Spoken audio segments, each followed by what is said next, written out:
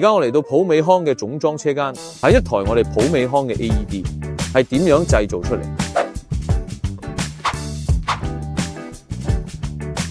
大家可以睇到，我手指嘅右邊就係一條普美康生產線，從一個元件開始，到最後產品呈現，喺呢個係一覽無遺。呢個就係我哋生命保障開始嘅地方。而家進入咗係咩聲音啊？係所有隨身設備進行一個耐久性放電嘅測試。據工程師同我講，每台設備下流水線之後，要進行5個鐘耐久性嘅測試，以最完善嘅工況標準嚟到你嘅手中。聽，呢個就係拯救生命嘅聲音。